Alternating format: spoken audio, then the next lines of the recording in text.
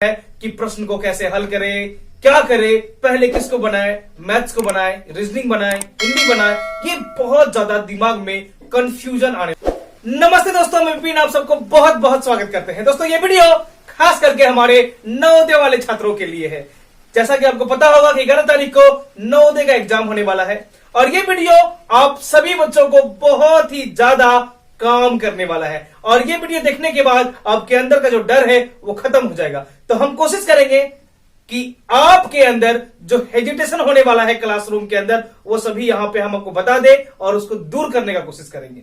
तो देखिए दोस्तों, सबसे पहला काम क्या करना है, आपके पास तो एडमिट कार्ड आ गया है और आपके एडमिट कार्ड के पीछे में वो सभी जरूरी कागजात जो आप लेके जाएंगे उनका मेंशन किया गया है। तब उसको पढ़ के अच्छे से उसको लेके जाइएगा। ये सभी स्टूडेंट्स करेंगे।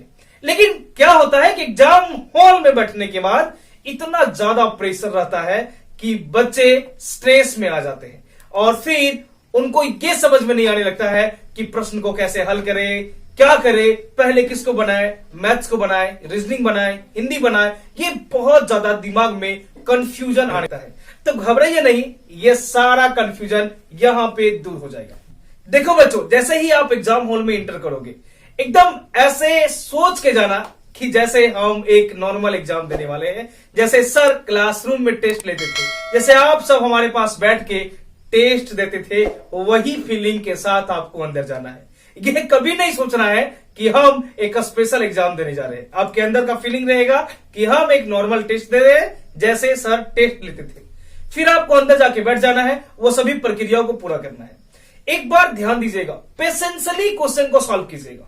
आपको पता है कि आप 80 क्वेश्चन बनाएंगे और उसमें से मैथ्स आपका रहेगा, रीजनिंग रहेगा और हिंदी रहेगा। सबसे पहले रीजनिंग आता है ना, और आप बहुत ही अच्छे तरीके से उसका अध्ययन कर रहे हैं। तो दोस्तों क्या करना है, सो देखिए, यहां पे कभी कभी क्या होगा कि दिमाग में कंफ्यूजन आने लगेगा। तो आप सबसे पहले जिस जिस प्रश्नों को अच्छे से जानते हैं, रीजनिंग को तो तुरंत आप बना सकते हैं, इसमें तो टाइम आपका बहुत ही ज्यादा बच जाएगा।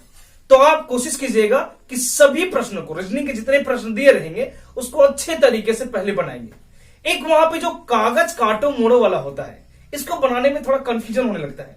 तो आपको हम एक बार थोड़ा सा सजेस्ट करना चाहेंगे कि आप क्या कीजिएगा कि 5-6 कागज का टुकड़ा छोटा छोटा स्क्वायर के फॉर्मेट में बना के अपने पैकेट में रखिएगा, पूरा व्हाइट पेपर, ताकि पकड़ाए भी, अगर चेक भी करे तो उसमें कोई दिक्कत नहीं होगा। और वो पेपर आप जरूरत पड़ने पे आप तुरंत वहां पे काट के फोल्ड करके देख सकते हैं।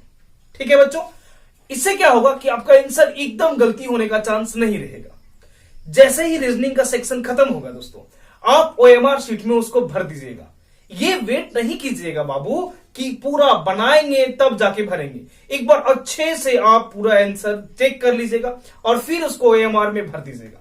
उसके बाद आपके पास आएगा गणित, और ये गणित जो है ना, गणित का जादू इसको हम बोलते हैं, क्योंकि इसमें बहुत ही लाजवाब प्रश्न होते हैं। आपको घबराना एकदम नहीं है। जिस तरह आप गाइड के मदद से सभी प्रश्नों को हल किए हैं और जिस तरह आप बहुत सारे प्रैक्टिस सेट को बनाए हैं, उसी तरह का प्रश्न आपको एग्जाम हॉल में देखने को मिलेगा। उससे ना ही ज्यादा टफ रहेगा और ना ही इससे कहीं बाहर रहेगा, सब उसी लेवल के रहेंगे। तो करना क्या है, तो हमको एक एक करके पेशेंसली बहुत ही अच्छे तरीके से सभी प्रश्नों को हल करना है। अब ज्यादा ये ट्राई कीजिएगा कि हम ऑप्शन से ही उसको लेके चले। सबसे पहले ये खोजने का कोशिश करेंगे कि इसमें से कौन सा ऑप्शन उसका सही है।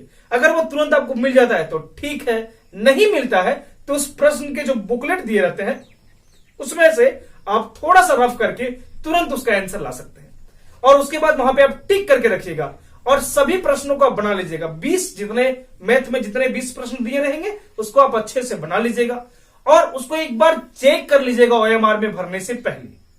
दोस्तों यहां ध्यान दीजिएगा, इसमें क्या होगा कि कुछ कुछ ऐसे प्रश्न रहेंगे जो आपको सोचने के बाद बनाना पड़ेगा। ये कंफ्यूजन नहीं आना है कि हम इसका फॉर्मूला नहीं पढ़े थे, फॉर्मूला भूल गए, तो ये प्रश्न कभी गाइड में था ही नहीं, ये तो हम प्रैक्टिस सेट में बनाए ही नहीं है। इस तरह का ख्याल दिमाग में लाना ही नहीं है। पेशेंसली सोचिएगा, सभी प्रश्न बहुत ही आसान और सरल होते हैं। दोस्तों हमारे बहुत सारे विद्यार्थियों ने जो पिछले बार एग्जाम दिया था, उससे पिछले बार दिया था, वो बहुत ही लाजवाब प्रश्न है और उसी तरह का प्रश्न नवोदय में पूछा जाता है। जैसे ही गणित का बनेगा तो हम चाहेंगे कि फिर से आप ओएमआर शीट को भर ले, क्योंकि रखना, जमा करके रखना फिर दिक्कत है। लास्ट में भरने के दौरान क्या होता है कि बहुत सारे बच्चों का दिमाग में कंफ्यूजन आता है, फिर ए के जगह में बी को रख देता है, बी की जगह में सी को रख देता है, फिर बोलता है कि सर हम सही बना के लाए थे, और फाइनल में पता चलता है कि वो ए को रखना चाहिए था तो बी को रंग के चला आया, बी को रखना चाहिए था तो सी को रंग के चला आया। ये गलती कभी नहीं कीजिएगा। स्टूडेंट्स बहुत अच्छे से बनाते हैं, लेकिन प्रेशर होने के कारण से वो ओएमआर शीट को गलत फिल कर देते हैं।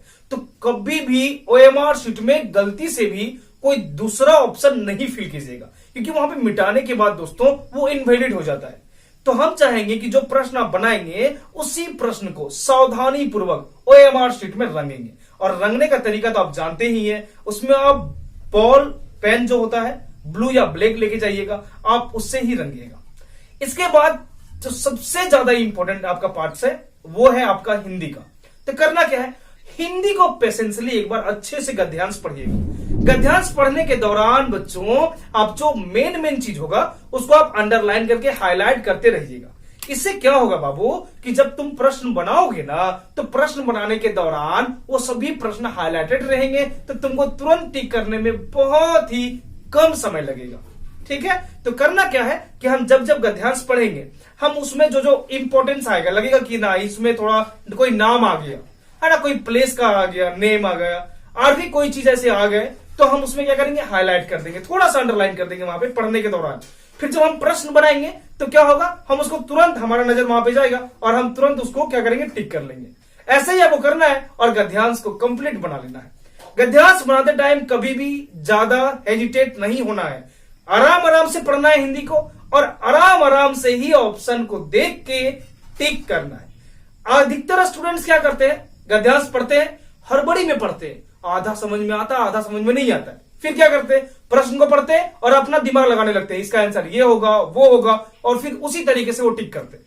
अपना दिमाग कम लगाना है, जो गद्यांश में दिया गया है बाबू उसी को टिक करना है, और वही ऑप्शन आपको एएमआर शीट में भरना भी है। तो ये सभी आप अच्छे तरीके से अगर लागू करेंगे वहां पे, तो आई होप एक भी गलती नहीं होगा। और लास्ट में एक बात और भी, जब भी ओएमआर को फिल करोगे तो कभी भी जल्दबाजी में ओएमआर को नहीं फिल करना। जो भी हम बताएं वो गलती दोबारा वहां करना ही नहीं है। ओएमआर में आप वही ऑप्शन को फिल करोगे जो आपका आंसर आया है, कभी भी जल्दबाजी में बाबू दूसरा ऑप्शन को नहीं फिल करोगे। ठीक है बच्चों, तो आई होप आपका एग्जाम बहुत ही अच्छा जाएगा। ऑल द बेस्ट मेरे बच्चों, और आप बहुत ही फाड़ के आओगे, है ना, एकदम पूरा का पूरा एग्जाम फाड़ के आओगे और आप सिलेक्ट हो जाओगे। जय हिंद दोस्तों, मिलते हैं एक नेक्स्ट इंटरेस्टिंग वीडियो में।